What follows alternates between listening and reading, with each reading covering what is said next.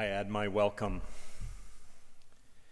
I'm sure you've heard the old joke about the tourist who's visiting New York City for the first time, wandering around feeling more than a little lost and overwhelmed while searching for a particular destination. Finally, this tourist's disorientation brings him just to a standstill on the sidewalk, scratching his head, when suddenly, looking around him, he sees hurrying toward him a person carrying a violin case. The lost stranger's face brightens as the musician approaches. Finally, here's someone who can help him find his way. "Excuse me," the stranger says, "can you tell me, how do you get to Carnegie Hall?" The hurrying musician pauses only long enough to say, "Practice, practice, practice."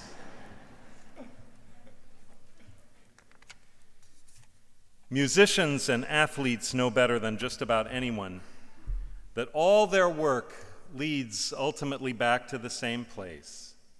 After the magnificently expressive performance, the flawless execution, the most unforgettable victory, the very next thing you do is practice. Having come to the end with a flourish, where you go is back to the beginning.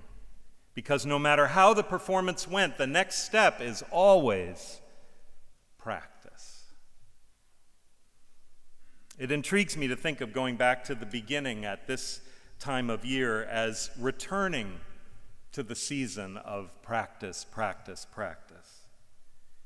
There'll be a new round of athletic practice for sports teams over on the other side of Main Street and this side, and rehearsals for musicians and actors and dancers, and essays assigned to help dust off the writing skills after a long summer, and language tables for oiling up the conversational grammar. But if we take a big step back from all those specific regimens and wonder, what are we practicing for? Well, I have a sort of chaplain's office-y sort of answer to propose. It's all about practicing being human beings. And I think there aren't very many better places in the world to do that kind of practicing than this zip code. There are people whose roots are in countless cultures and countries living right next door. There are people sharpening their skills across the fullest spectrum of intellectual disciplines. There are usually students from at least 30 or more religious and spiritual traditions on campus in any given year. And one of the most important things about Williams as a place for learning and growing, with your help, students have brought their whole selves to live here, side by side, in this huge little place that we occupy together, so that they can practice being the human beings that they want to be. Practice being the human beings that they'll feel called to be over time here. Practice being the human beings that the world so desperately needs them to be. Being whole, full-fledged, compassionate, passionate, thoughtful, creative human beings doesn't just happen. How on earth are we going to get to the world we want to live in? Practice, practice, practice. I've been noticing lately that so many things about our lives in this place are like, you should pardon me for resorting here to my professional vocabulary, but like a spiritual practice. I don't mean that what begins here today will necessarily be an overtly spiritual journey for all students, though it might be for some. But I do mean that what goes on here over these years of living whole lives together will be about serving something bigger, something more dazzlingly good, than anyone can fully imagine. And I do mean that what goes on here over these years of living together might from time to time give us just a glimpse of things that are hard to define and impossible to hold in your hand. Things like community, like purpose, like conviction, like commitment. I do mean that what goes on here involves a constant choice to be present, to be connected. It involves the spiritual practice of paying attention, the spiritual practice of compassion, the spiritual practice of deep listening and honest speaking, the spiritual practice, the hardest one of all, of changing your mind. My colleagues and I in the chaplain's office are working hard to be practicing human beings. So I hope we'll be good company for your daughters and sons as they practice. I hope you'll get to meet Father Gary and Rabbi Seth and Imam Sharif during your years of association with Williams. I know that sounds like another old joke. A priest and a rabbi and a minister and an imam walk into a student center. Experience the punchline, we say. Visit us in the chaplain's office.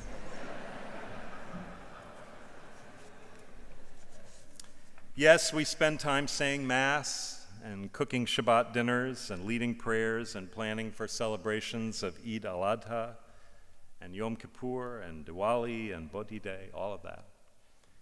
We go to each other's holidays. We study each other's sacred texts together, and we invite students to join us, even if they don't think they have a religious bone in their bodies. But we spend at least half of our time, just like all of these people do, just listening to them talk about what's happening to them. Mostly, I think we hope the students come to see us as companions in the practice of being human together. And we're not alone in this work, as you've already heard. And as you'll discover over these years, there are dozens and dozens of adults whose whole reason for being here and for feeling that it's such an incredible privilege to work here is because we're all working on practicing being human with your daughters and sons and cheering them on in their practice and applauding their often magnificent performances of their full humanity, heart and mind, body and spirit. I like to say that of all the great things about Williams, one of the greatest is also one of the simplest, that it's a virtual certainty that over the course of these years, every student will find at least one adult with whom they can be wholeheartedly and unabashedly, honestly, courageously themselves. At least one adult, and usually a handful, who really gets them, with whom they can study the practice of our humanity intelligently, compassionately, hopefully. And of course, part of their practice too is in being here for each other, calling each other into their humanity. Most students suffer a broken heart at least once while they're here. And it seems to be in the nature of this place that virtually every student helps to mend someone else's broken heart many times while they're here. We're all trying in every way we can to help them find their way to questions that will help them make meaning out of their education. Because an education doesn't just automatically come with meaning. And questions that will help them find a sense of vocation that's maybe a layer or two deeper than just finding a job, because a job doesn't necessarily come with a sense of vocation. And questions that will help them to spill their own high hopes out into the landscape of this world as flagrantly and joyfully as they can. We chaplains work especially closely with the Center for Learning in Action and the Davis Center because some of the best places to practice are out beyond the edges of this campus. I think right now we can all feel the leading edge of the question, what's going to become of this world? And we hope that your son or daughter will end up spending some time in the spiritual practice of studying lives other than their own. Because isn't practice the way to get the world we might hope this world is becoming? And doesn't the world seem to most need people who get it, that our best hope of understanding the mystery of ourselves is to labor tirelessly to understand the magnificence of others? And of course, it's not just the students who are going right now back to the beginning to start practicing again. You too, as their parents and brothers and sisters and beloved ones, you get to start afresh today too. Maybe it feels a little lost and disoriented on this particular stretch of the sidewalk right now. What does it mean to have a newly emerging young adult in the family?